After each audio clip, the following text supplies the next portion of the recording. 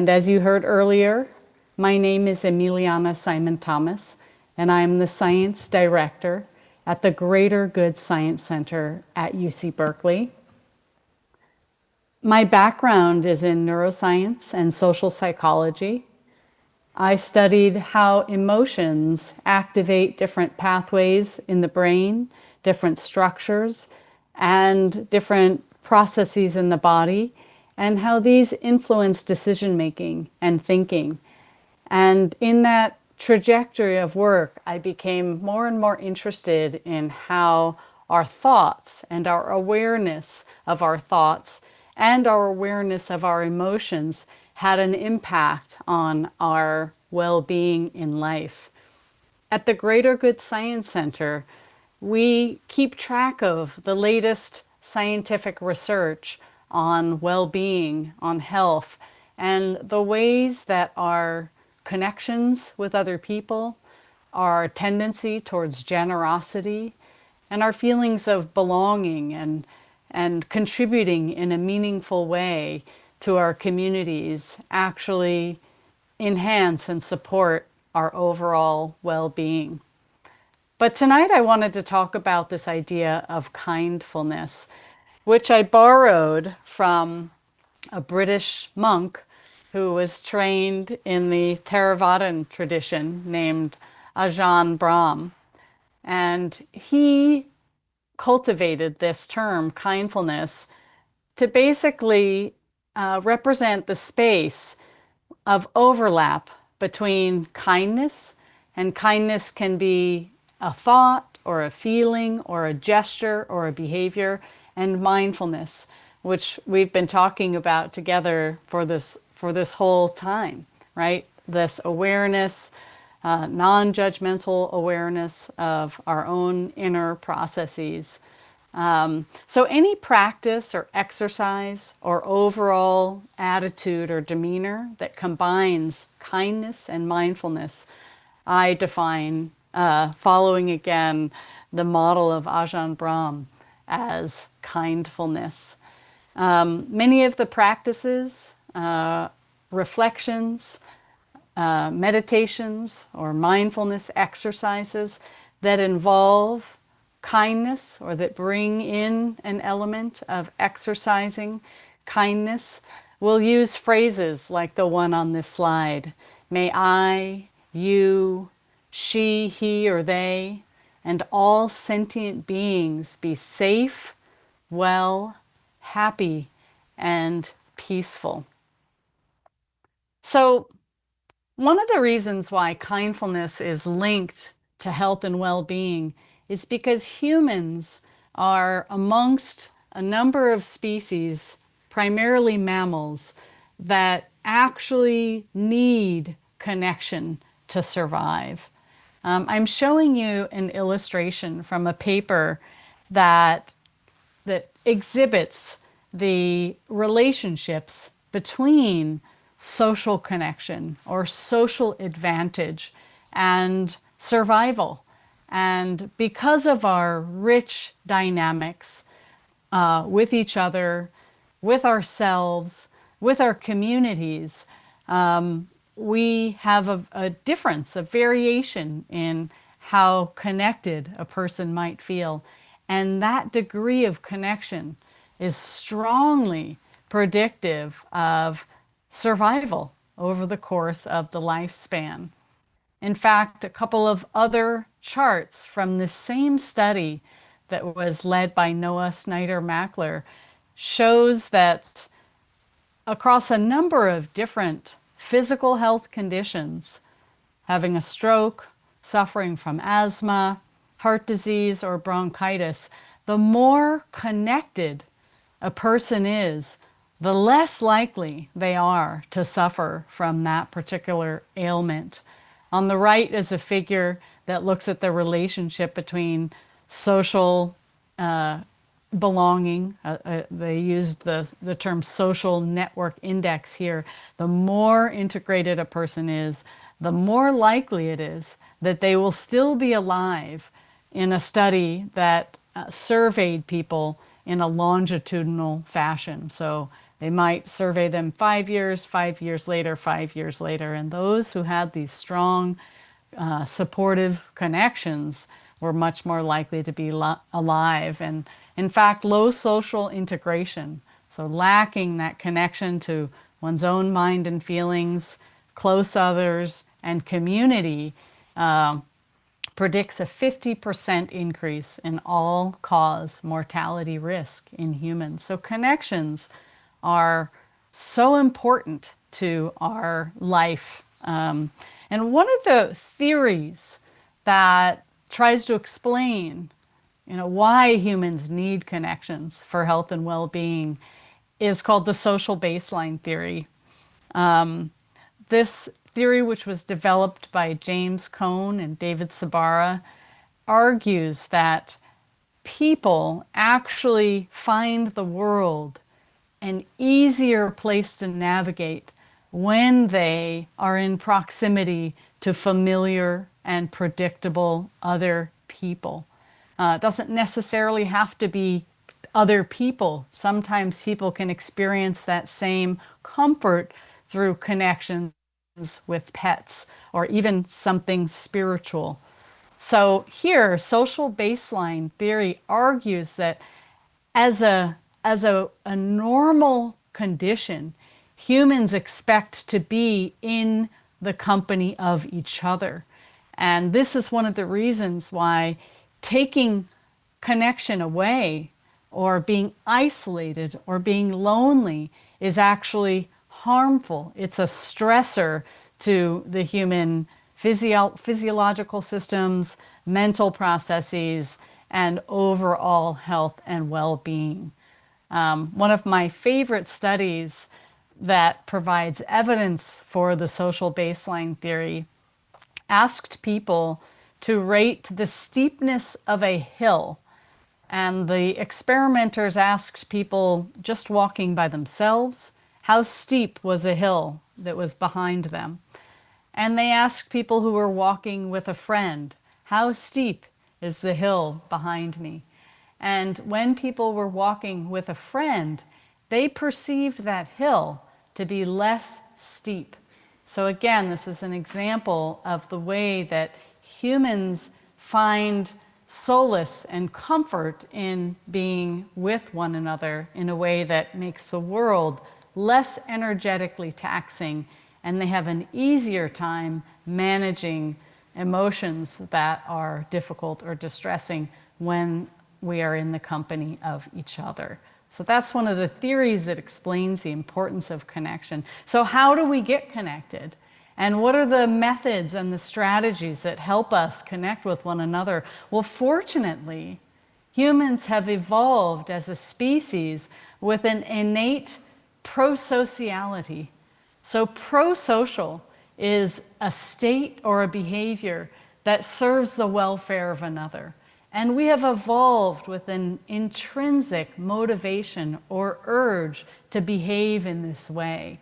One of the reasons we need to behave in this way is because we, like our primate predecessors, give birth to very vulnerable offspring. And so we need to have systems that motivate us to caregive for long periods of time without necessarily expecting reciprocity. We also need motivation and processes that encourage us to approach one another and affiliate, to form bonds with one another, to come together so that we can coordinate our effort to achieve goals that are perhaps impossible to accomplish in solitude. We also need systems that motivate us to reconcile after experiencing disagreement, after encountering or being involved in some kind of conflict. While there is a popular narrative that humans enjoy hostility and aggression and conflict, and that primates also behave in this way, it is actually less common and mostly the exception that humans will engage and feel motivated to engage in this way, and more common for humans to prefer to be in a peaceable and collaborative kind of relationship or collective with one another.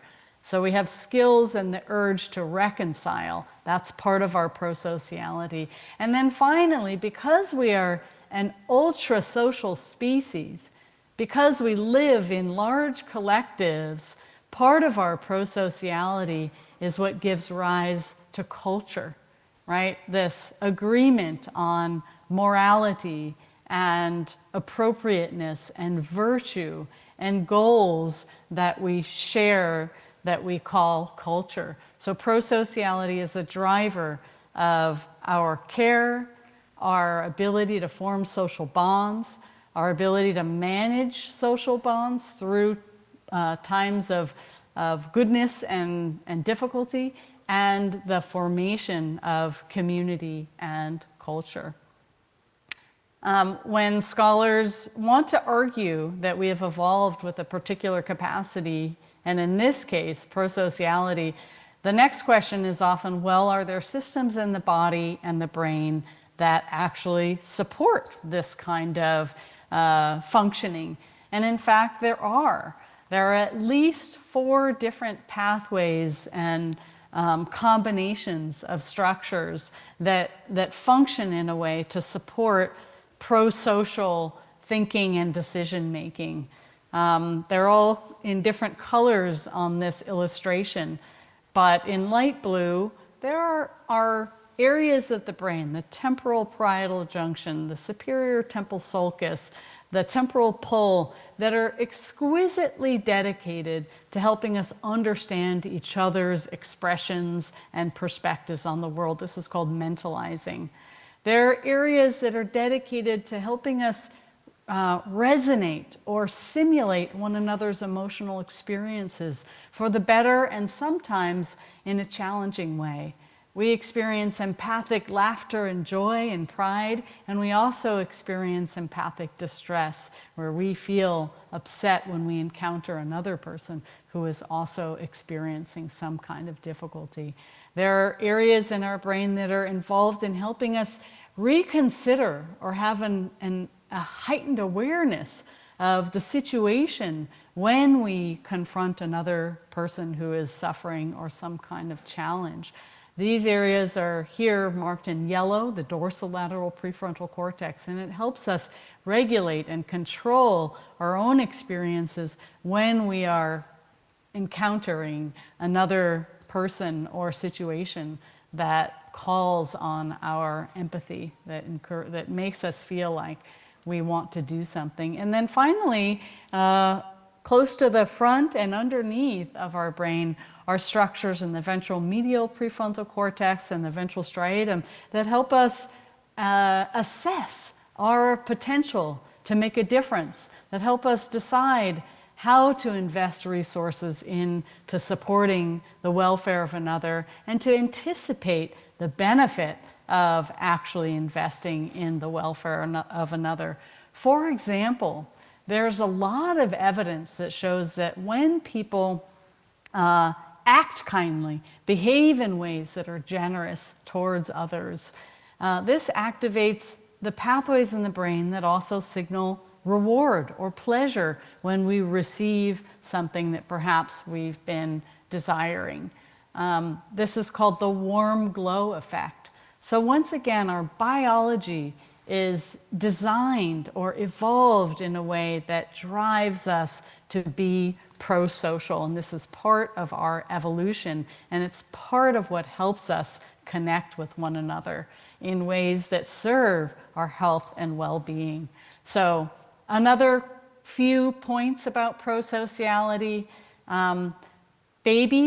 Human babies actually prefer a pro-social character. So scholars who look at babies and pay attention to what they pay attention to and what they're interested in have been able to demonstrate that babies like looking at something that is generous and kind and understanding and supportive more than they like looking at something that is selfish and confrontational or hostile or self-serving, exploiting for their own gain.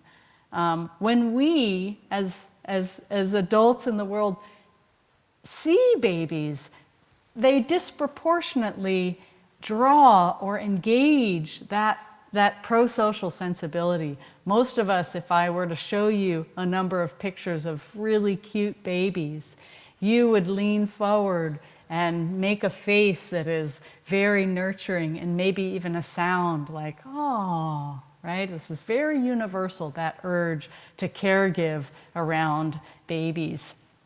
When scholars try to capture how pro-social people are given a choice, if you're given a choice to be pro-social and fair and generous, or a choice to be self-interested and to take more than you give, people tend to make the generous choice more often, and they tend to make it more quickly. It takes more effort and more resources, things like oxygenated blood or glucose in the brain. You have to use more of that in order to respond to a choice to be selfish or generous in a selfish way. So the first impulse is not to be selfish. The first impulse for humans is to be generous. When scholars measured what happened when different groups of people were instructed to do different exercises in the context of a kind of happiness, which is called eudaimonia, which is your sense of meaning and purpose, that who you are matters in the world.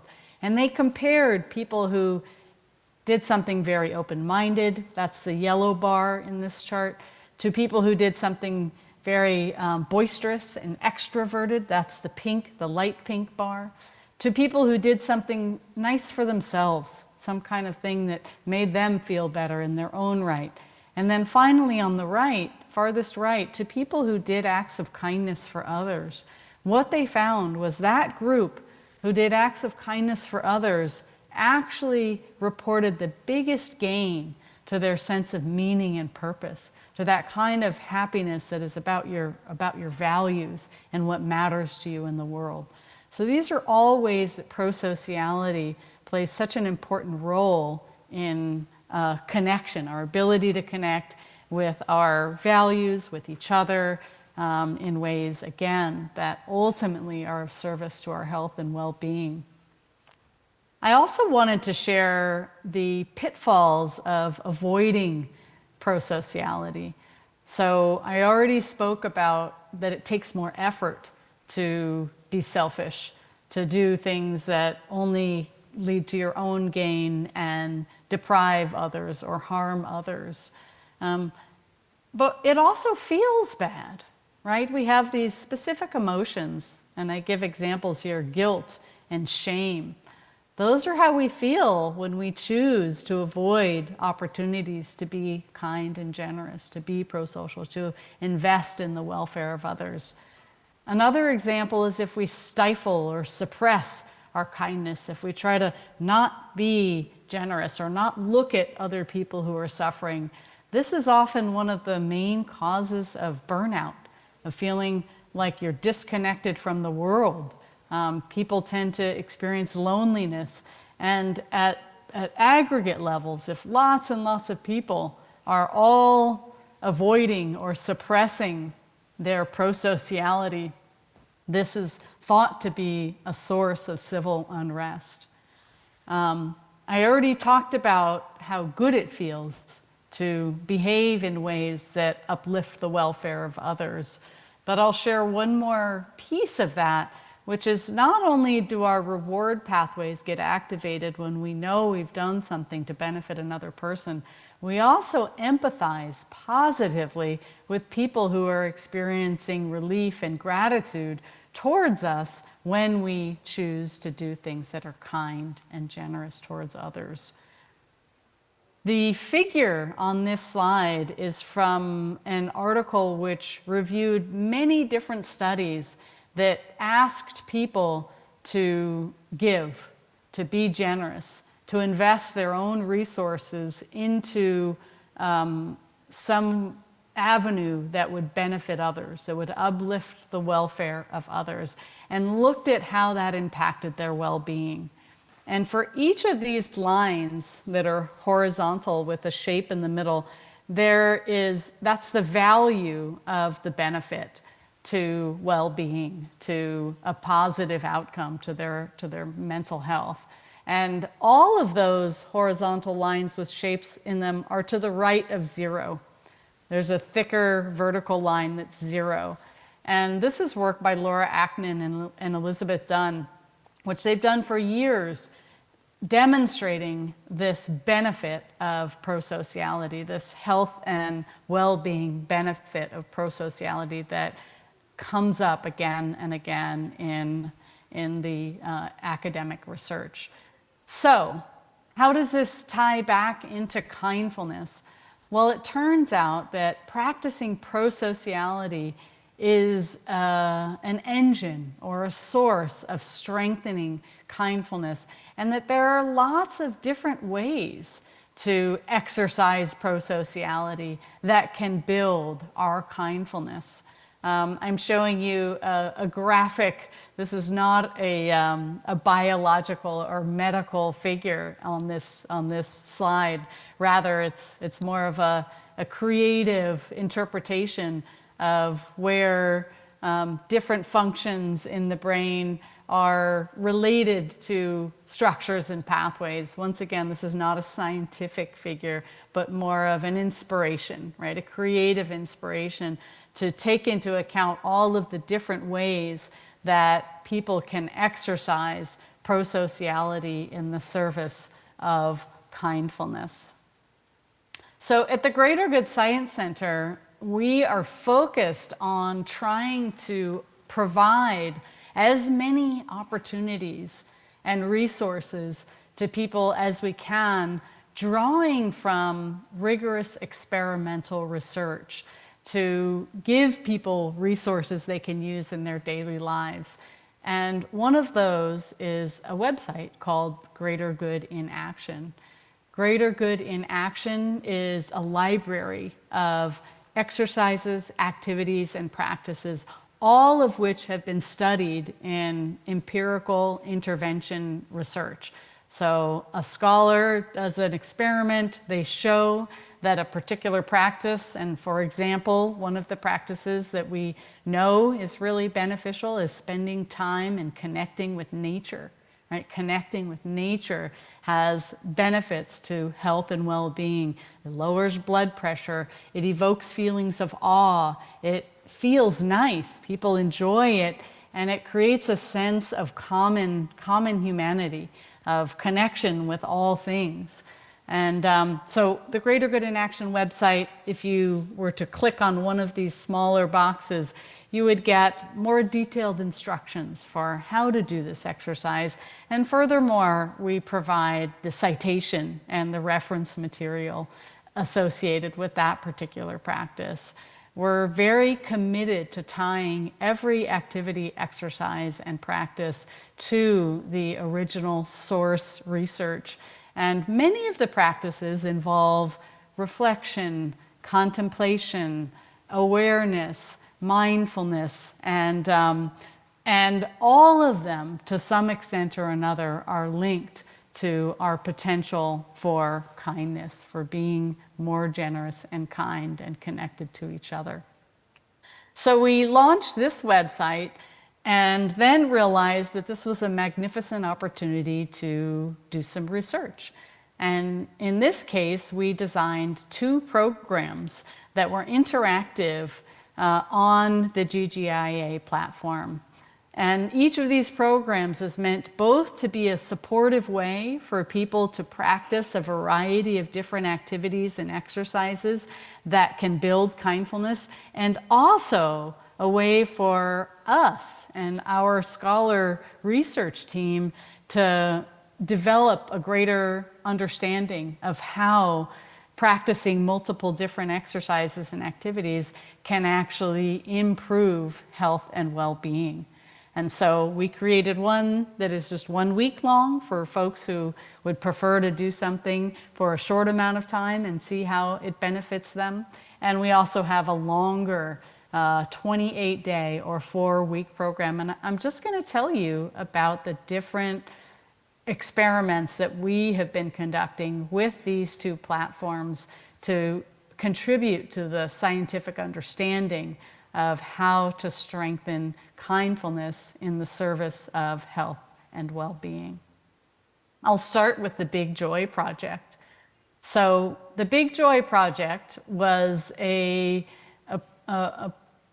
was inspired by a documentary film called Mission Joy, which told the story of the close friendship between His Holiness the Dalai Lama and the late Archbishop Desmond Tutu.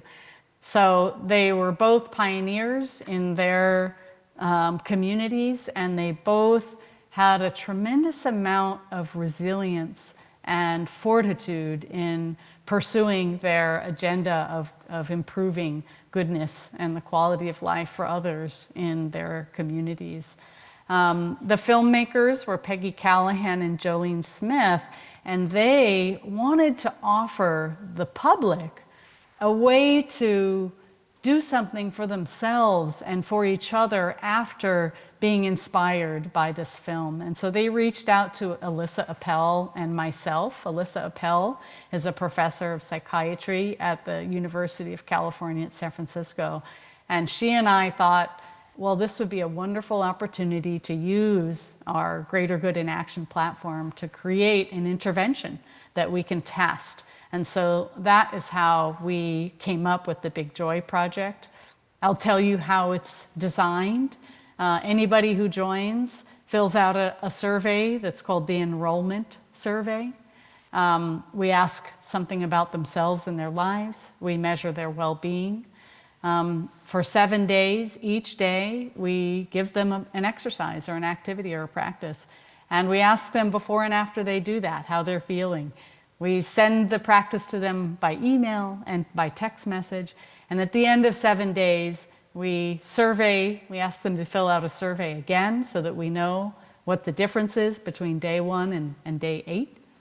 And we also provide the person with a report, a little visual illustration of how the exercises and activities that they tried had an impact on their well-being. So the Big Joy Project has 7 different exercises, but there's a first one, which is a little bit of a tester, and it's called Share a Laugh. And just so that you can have a feeling for what that's like, I'm going to actually invite you to experience the Share a Laugh. This is a shared amusement practice that is known or has been shown to actually evoke positive emotions in participants. So maybe for a moment, roll your shoulders back, take a deep breath, and this is only 1 minute. Just embrace the sound and enjoy.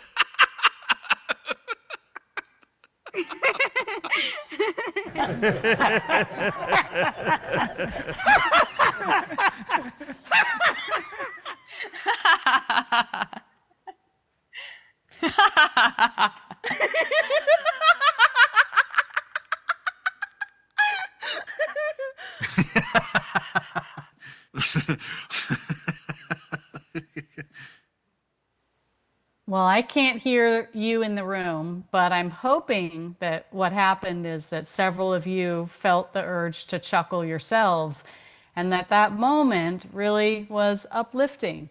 Once a person tries that, we invite them to join the study and they get 7 more exercises. And one of them is thinking about and writing down 8 things that you're grateful for, or you're posting them into the platform. One of them is thinking a little bit differently in a more distanced way about a moment in your life that might have been more difficult. One of them instructs people to get into a conversation with another person about something positive, about something uplifting, about something inspiring. One of them is a video where you watch something that's really awe-inspiring. Another is actually a deliberate, guided audio meditation on loving kindness and your potential to be an agent of support in the world. One of them invites participants to reflect on their values and to put them into a ranked order and write about how the most important one shows up in their life. And then finally, there's an invitation to engage in kindness, to actually do kind things for other people. So these are the 7 things that people do on a daily basis in the Big Joy program. This is an example of what the surveys look like before and after.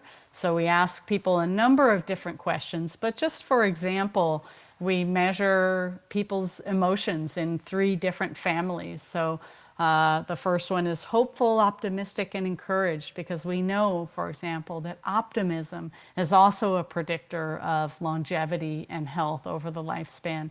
We ask about awe, wonder and amazement, or awe. There's an emerging science about the importance of that kind of curiosity and wonder. I actually heard Dave Vago in the previous talk, when he was answering questions, talk about the importance of trying something new and being curious and engaging with that sense of wonder. And then the third one is amusement, right?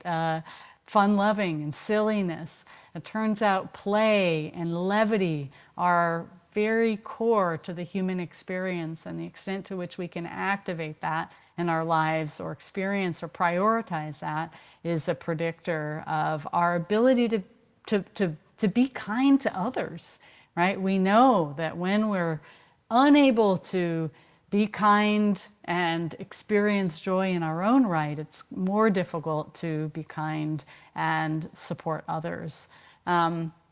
Each time a person gets an activity in Big Joy, we use this little diagram on the left to ask them to tell us how positive do they feel, how unpleasant do they feel. We give them the exercise and instructions. We offer them a chance to just take notes freely or post whatever is coming to mind. Again, it's a little bit of an invitation to reflect, to have that awareness, to connect with what's happening in their own bodies.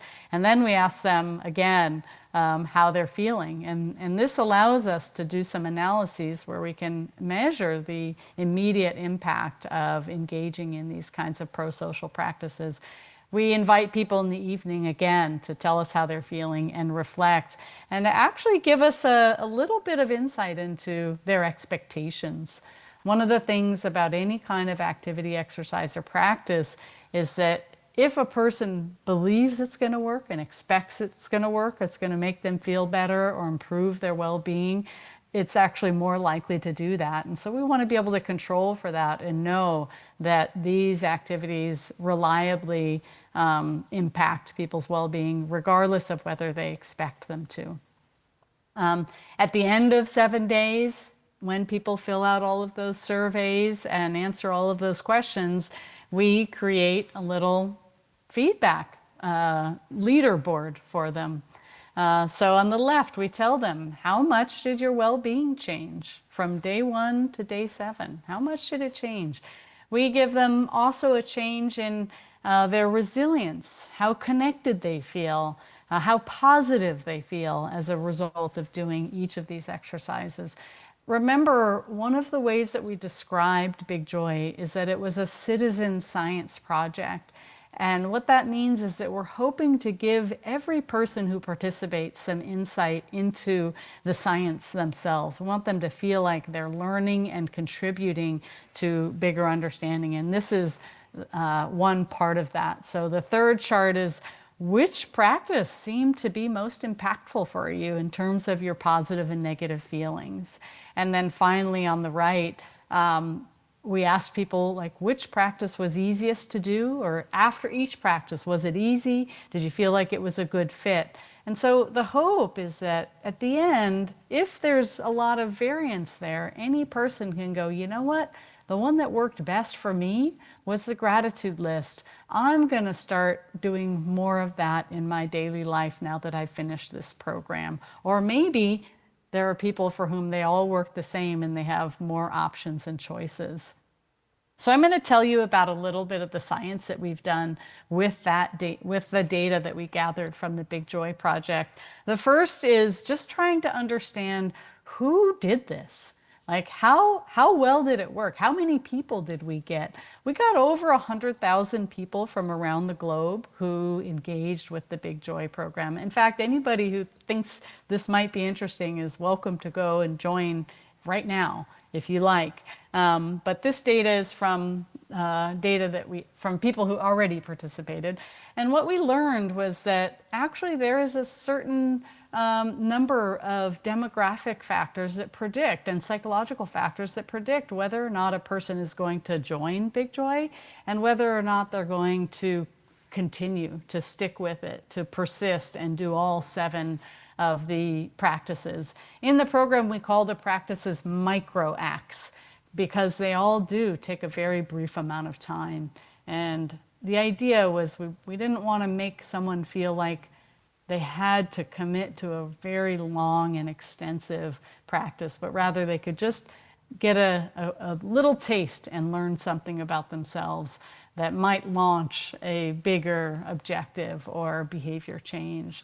So it turns out that people who are a little bit older, people who are from the United States, people who have more privilege tend to be more likely to join and more likely to complete the full 7 days of Big Joy. So there are some things that we're learning about how we might need to shift or adapt or modify the program so that it can be more accessible and interesting and appealing to people who are outside of those demographic factors.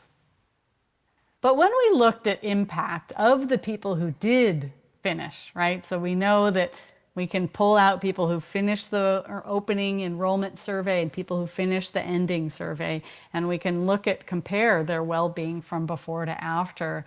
In fact, we did have a significant improvement in well-being, and you can see that only 17,000 people were in this particular sample.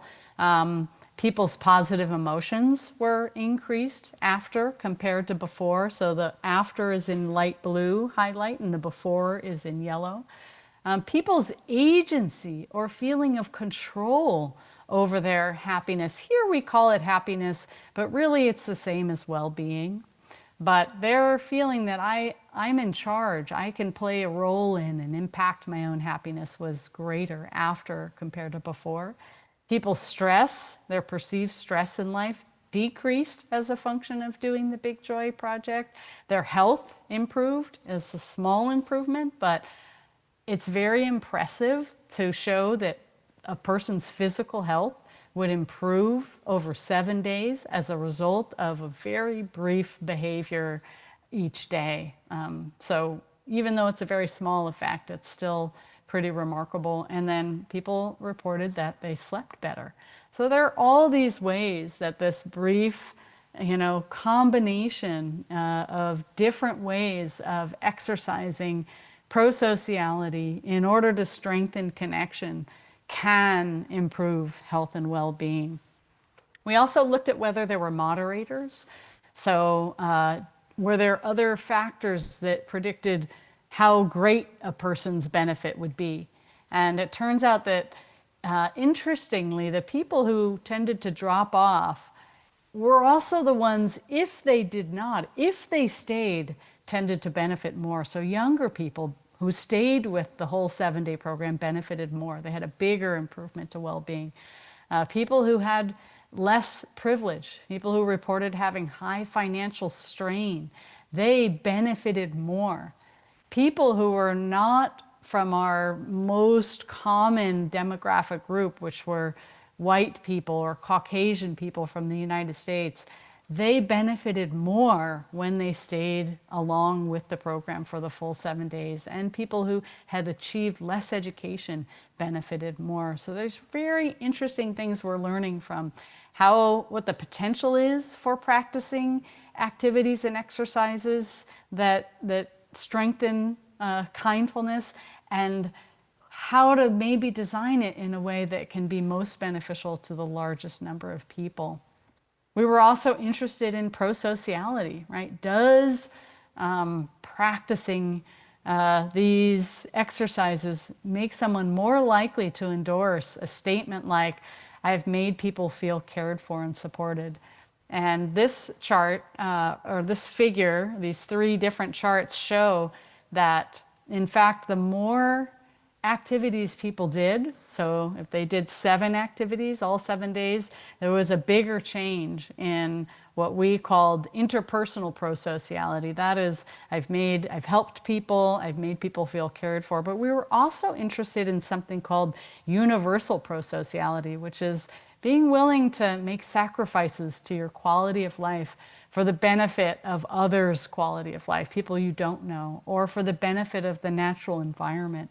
And it turns out that doing these 7 exercises led to a greater endorsement. People were more likely to say, yes, I do feel this way. I am more willing to make sacrifices to my quality of life in service of the natural environment after they had done these 7 micro acts.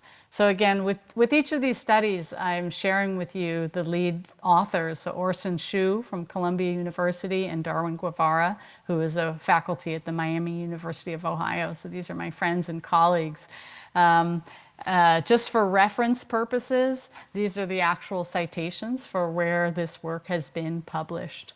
And we have one more study that's in process that is focused on the actual pre-post emotion rating. So remember, every time a person does just one thing, we measure whether they say that they feel more positive or whether how their negative emotions feel, whether that changes. And as a sneak peek, and this is work by Robin Blades, who is a postdoctoral scholar at the University of California, Los Angeles, in fact, each of the activities do reliably and statistically significantly improve positive feelings and reduce negative feelings, and the effect is cumulative. So each time a person does another one, they're more likely to report even increased positive feeling and decreased negative feeling. So that's the Big Joy Project. I'll spend just a few more minutes sharing with you the other program that we're in the midst of studying, which is a 4-week program called the Pathway to Happiness. Much like the Big Joy program, the Pathway to Happiness starts with an enrollment survey. We ask people about themselves and their lives. We also ask people to tell us about their own virtues. How important is something like compassion to them? How important is forgiveness? How important is empathy? How important is generosity and kindness? And we, of course, assess their well-being. In the Pathway to Happiness, we give a practice each week, and we invite people to do it a couple times. So if the week starts, we might say, okay, this week you're doing a mindfulness meditation, and 2 days later we'll remind them, 2 days later we'll remind them, and at the end of the week we'll ask a couple of questions about whether they did it and how it felt, and then we'll switch to a new practice. And after 4 weeks, we do a closing survey. So again, very experimentally designed so that we can learn something about the impact of engaging with these practices from a global sample for free. The Pathway to Happiness, because it's 4 weeks, and there's more flexibility. Any person who joins might get one of 31 different exercises. So I'm not going to read through these 4 columns, but there is a richer combination of possibility. The Big Joy Project really just uses 7. Pathway to Happiness, you might get an awe walk as your exercise or your activity. You might get a letting go of anger through compassion guided mindfulness practice. So there are a number of different activities that different people get. And once again, our goal at the Greater Good Science Center, myself and my colleagues, is to try to understand how different practices work, how impactful each one is, whether some work better for some people than others, and whether we can understand the relationship between the impact on kindfulness and the person who joins the program. Are there certain practices that are more beneficial for an individual based on what matters to them and what they care about and who they are? This is all the work that we're trying to understand through this platform. We're still in the early stages of analyzing the data from this work. There are 2 scholars who are close. They've submitted papers to the Journal of Positive Psychology. My colleague Everett Wechsler, he did the same kind of analysis to try to understand who joins and who stays in a full 28-day program based on our demographic and psychological measures.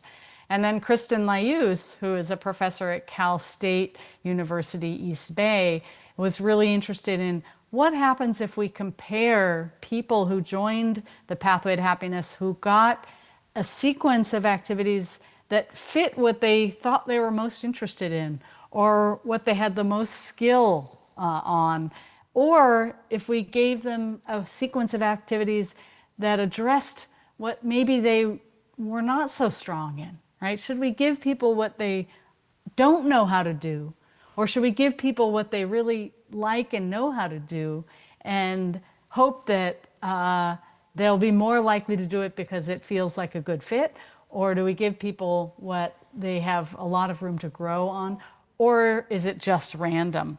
So the results are forthcoming, comparing those interventions on the Pathway to Happiness.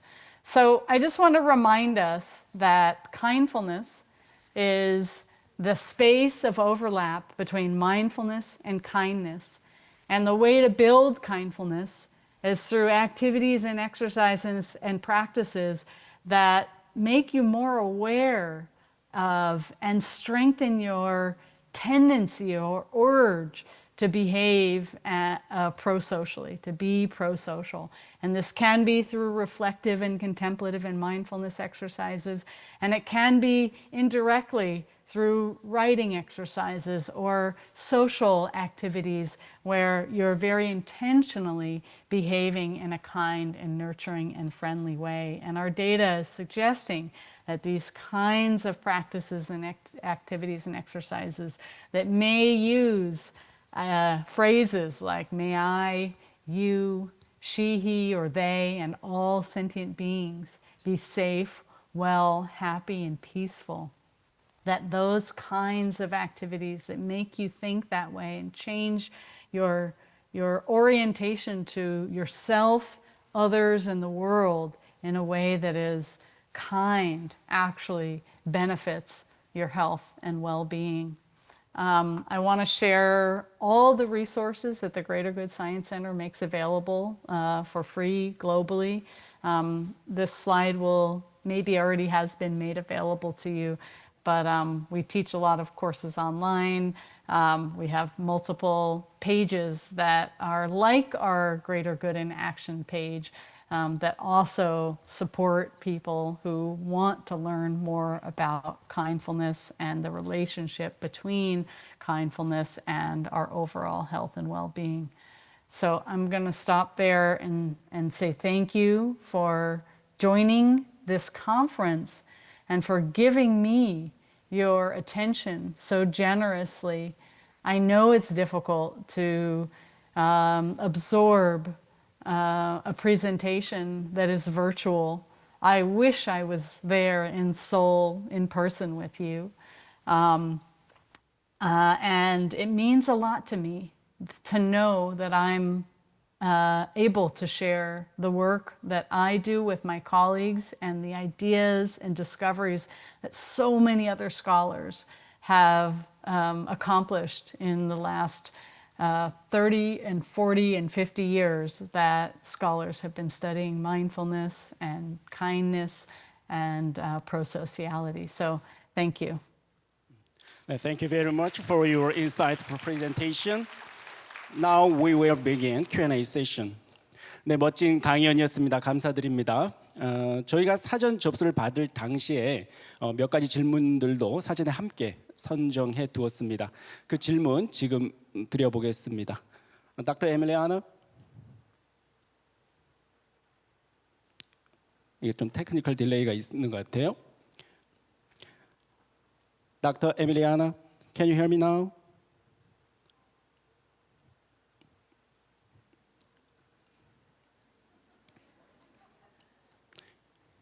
Dr. 에밀리아나? Okay. Yeah. When we took a pre-registrations for this event, we also collected some questions in advance. I'd like to ask you one of those selected questions now. Got it? First question is, when someone struggles with self-criticism, what would be a good way to shift into self-compassion?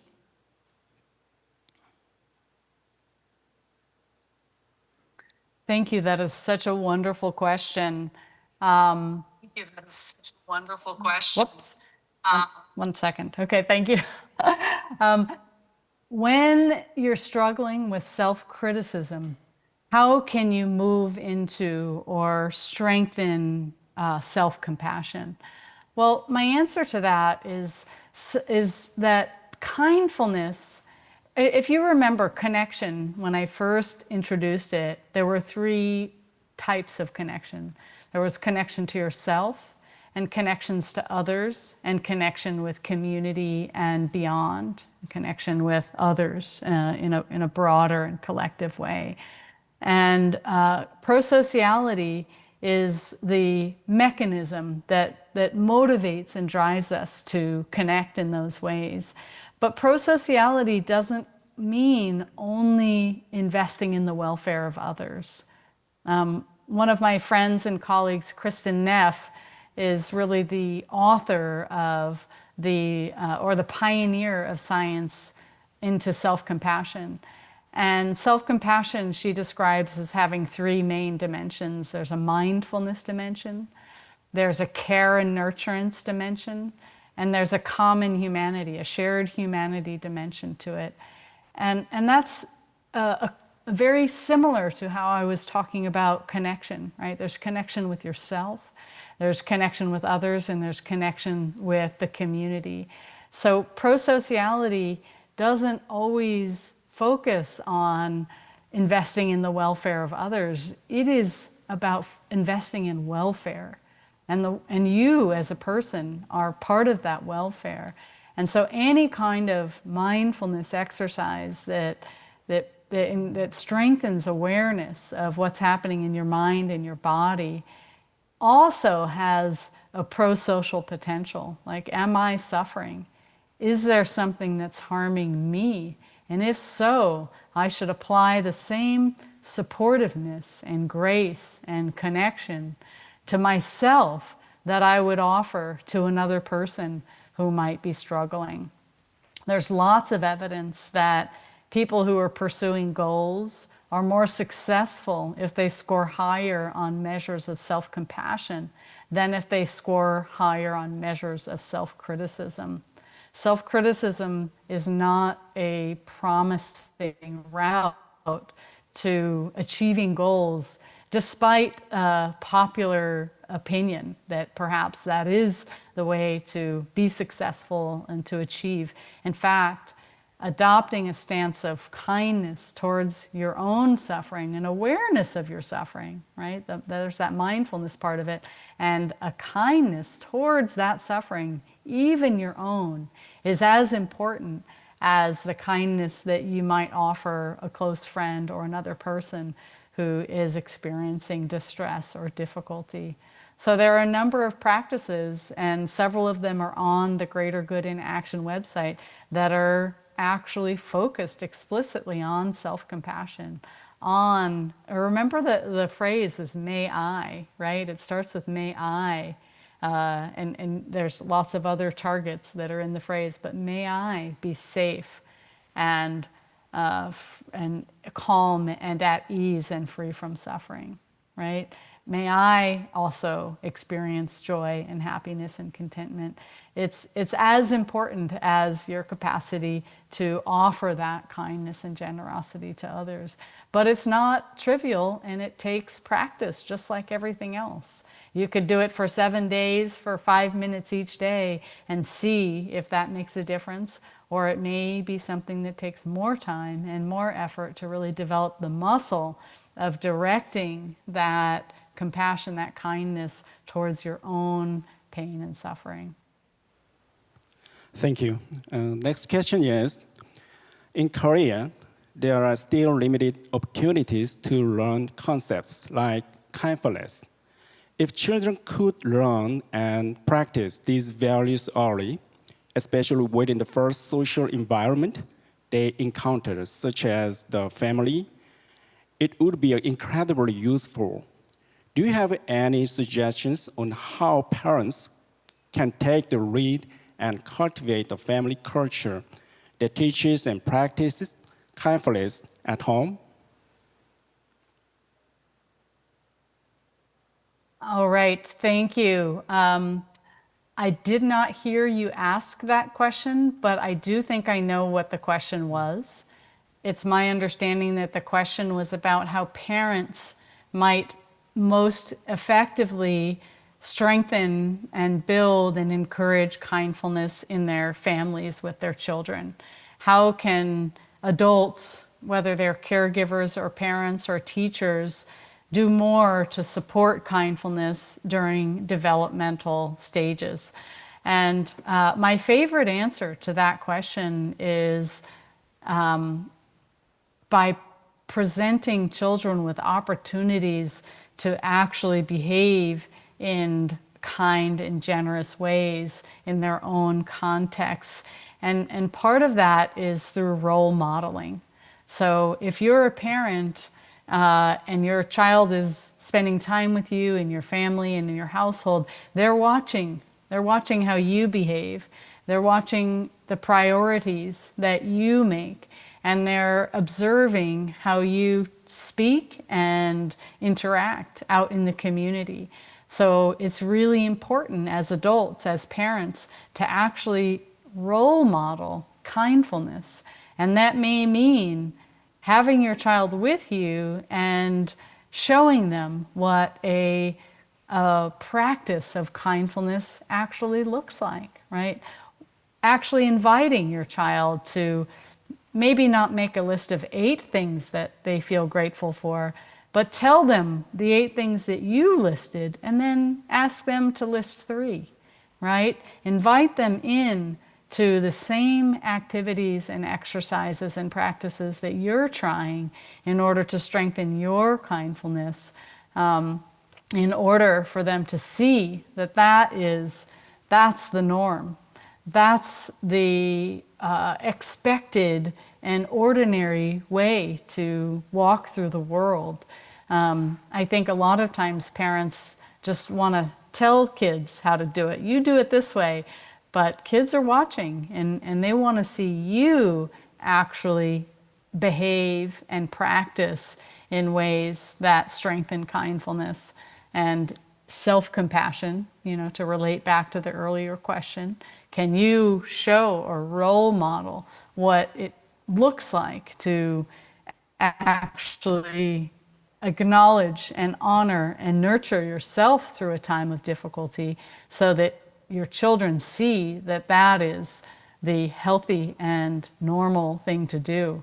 That's my favorite answer to that question. Of course, other opportunities or options are to present media that exemplifies kindfulness. So you have a choice of things to watch on television or on other digital sources or books to read.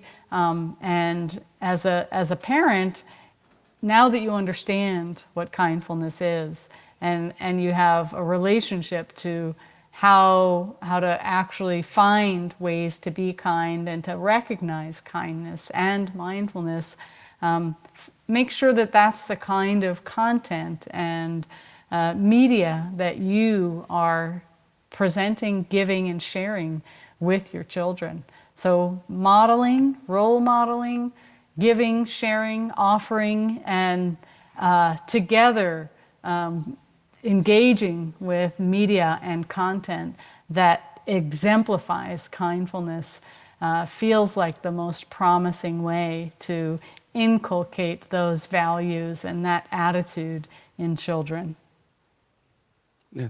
Thank you for your precious lecture and Q&A session.